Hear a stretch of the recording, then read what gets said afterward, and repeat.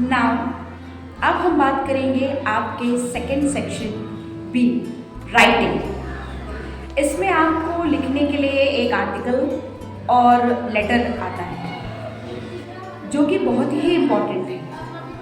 आप बच्चे ज़्यादातर क्या करते हैं, 4 लाइन लिखकर बाकी छोड़ देते हैं।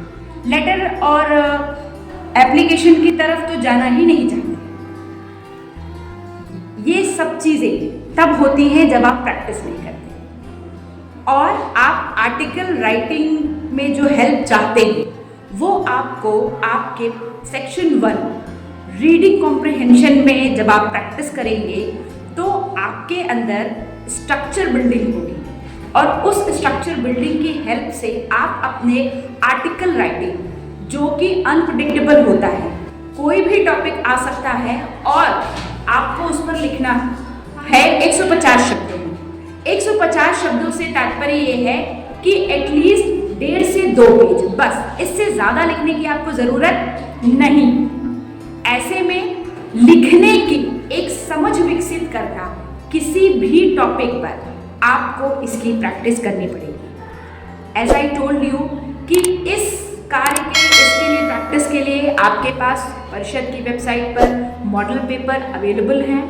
आप उसका उपयोग करें और जब भी आपका मन करे कुछ ना याद करने का तो बेस्ट तरीका ये है कि एक टॉपिक ऊपर लिखा, my best friend, my favourite friend, my leader, my idol person, और उनके बारे में कुछ लिखें। अगर आप किसी चीज़ की हेल्प लेते हैं आर्टिकल राइटिंग में तो बेस्ट वे है कि favourite person, ideal person, role model, hero of your life, जब आप इस तरह के टॉपिक आते हैं तो आपका जो इंट्रो होगा वो लगभग एक ही जैसा होगा।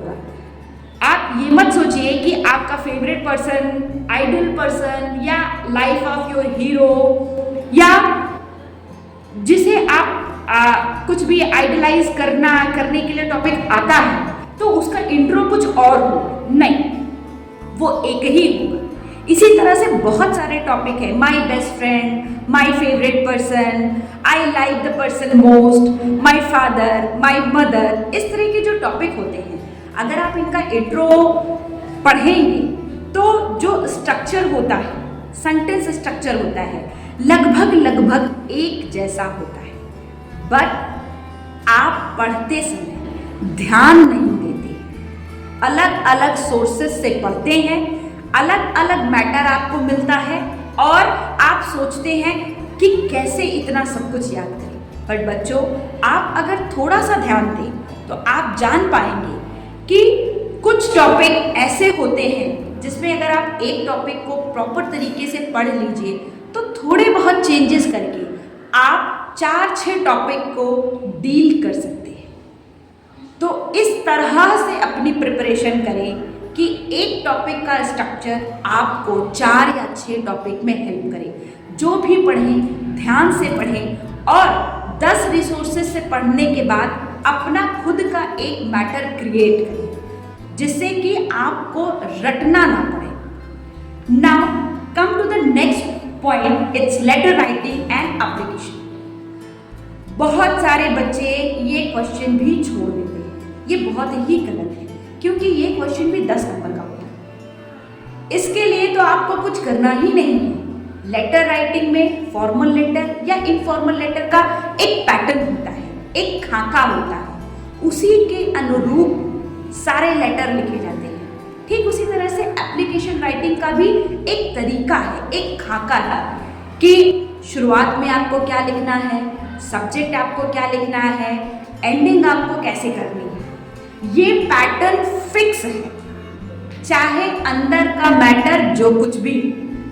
और अगर आप अपने क्वेश्चन को 2-3 बार पढ़ें तो काफ़ी कुछ मैटर आपको वहाँ से मिल जाता है।